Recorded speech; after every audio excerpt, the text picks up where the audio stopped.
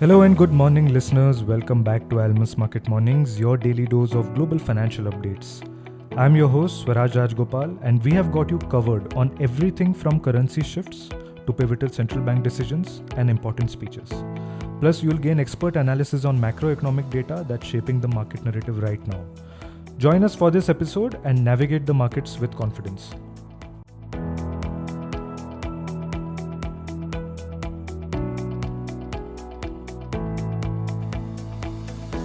Why did the dollar strengthen even though the headline CPI was lower than what was expected by the markets? There was also some repricing which we observed in the rates market after yesterday's inflation figure, which reduced the odds of a 50 basis cut to almost 8% from 34% earlier. Good morning, JK. Help our listeners decode the CPI data and your take on the dollar strength post the data. Hey, good morning. Yes, I think as you mentioned, the debate on whether it should be 50 or 25 basis points has actually been put to rest after yesterday's CPI number. The headline number actually was unchanged for month on month, and in fact, for year on year, it came much lower at 2.5%. But the policymakers see the core gauge as a better indicator of underlying inflation than the overall CPI. The so-called core consumer price index that includes food and energy costs increased by 0.3% in July. That's the highest increase that we've seen in the last 4 months. And on a year-on-year basis, of course, it was unchanged. The 3-month annualized rate advanced 2.1%, so picking up from 1.6% in July. So that's a big, jump. The shelter prices, the largest category within services, climbed the most since the start of the year, and marks a second month of acceleration. So 2 months of acceleration, the shelter prices with highest weightage is what is making the market think that underlying services inflation is still sticky, and therefore the rate cuts will have to be on a measured way, and 0.25 is the most likely outcome that we will get from Fed meeting next week.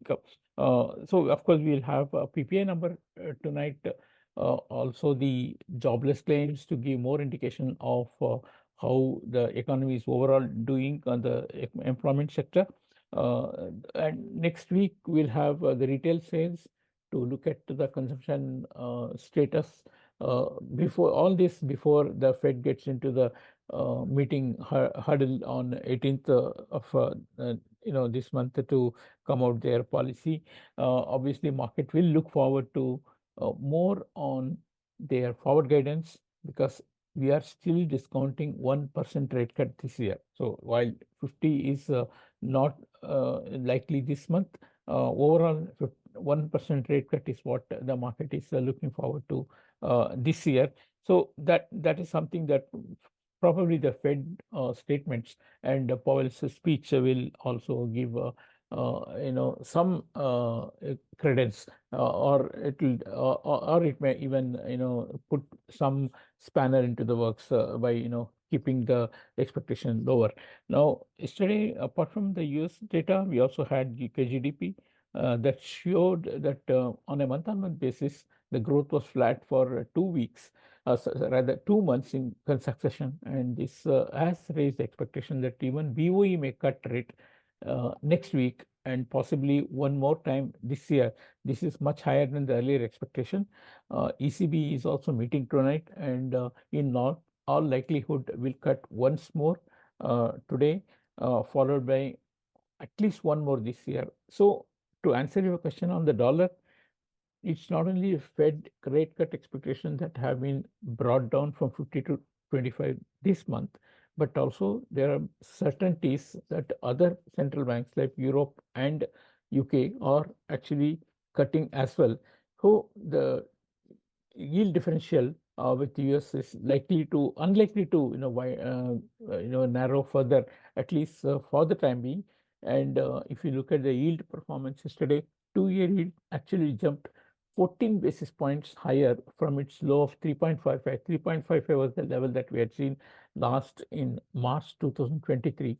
and that itself has actually boosted the dollar, particularly against the yen, which did not succeed in breaking the psychological 140 mark, and we have actually found a good base near about 140, 141, uh, and along with the yields rising, dollar yen has gone up, and not substantially, but definitely holding above the key support. This actually supports, the risk asset as well.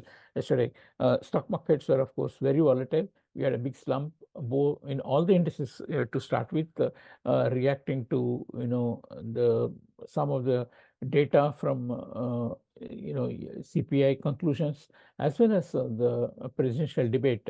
But eventually, they recovered on the premise that while the CPI is not as weak as it was expected to be, the economy is also showing not as many signs of getting into recession immediately as was being thought about.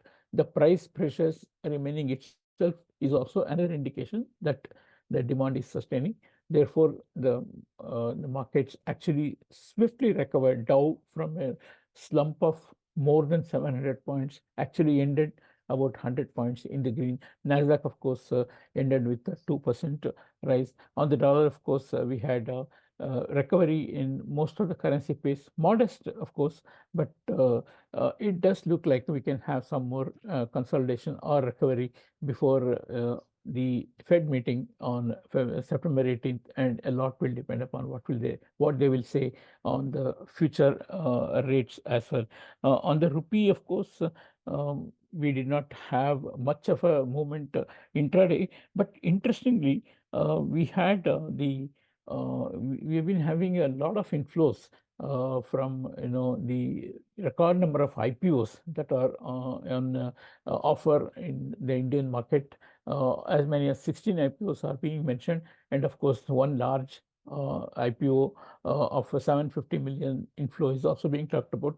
What is surprising to me is that these flows are getting absorbed at much higher level, like 96, 97. So the demand is also very good.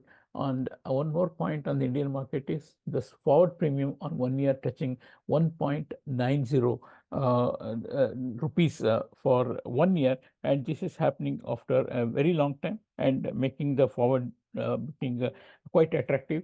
Otherwise, I don't think the rupee gets much of a lift or even push down uh, until we get a Fed meeting outcome.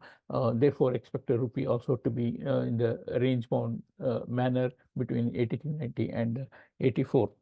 That's it, Swaraj. Thank you, JK. And just quickly summarizing, I think after the US CPI, as you mentioned, the debate for a 50 basis or a 25 basis cut has been put to rest. Inflation year on year coming in lower at 2.5%. However, core inflation increased by 0.3% in July, which was quite high, while year on year core inflation stood at 3.2%. I think one thing which I think JK mentioned is the price pressures remaining mild while growth not being majorly impacted.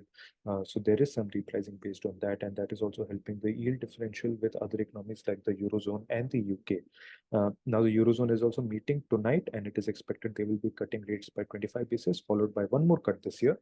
While UK GDP, which was also released yesterday, came in flat, raising rate cut prospects by the BOE. So as I mentioned, the yield differential not expected to widen between US, Europe, and UK, boosting the dollar somewhat. For rupee, lot of inflows seen due to the IPOs on offer in the Indian markets. They are getting absorbed at higher levels, and of course for a forward premium also for 1 year touching rupees 1.90. That's it from us today. Thanks for listening. Tune in tomorrow for the latest in the financial markets. Yes, Swaraj, I have one question for you. After Yeah. the presidential debate, pricing for a Trump victory is now 48 cents, and for Harris victory is 55 cents. She's really got a lead. Now, the Yes. interesting thing was Taylor Swift, who has a 283 million Instagram followers, has actually endorsed, Harris. Donald Trump. Harris. Yes. Yes, and a lot of young people I spoke to here also, including my own kids, think that Taylor Swift endorsing Harris is a very big deal. So, as you are in that generation, I want to get your reaction on this. Sir, it is pretty interesting because when one of your one influencer which you follow so much, when they endorse somebody, then it also influences your thoughts very significantly, because in our generation, the advent of social media, where you are following opinions more closely and you're giving opinions more closely, opinions of people you look up to matter a lot. So I think that will definitely have an influence on my generation at least. Okay, that's very interesting. I think yes, we'll see what happens. Yeah, yeah, yeah. Okay. Thank Thank you. you, sir. Thank you. Thank you.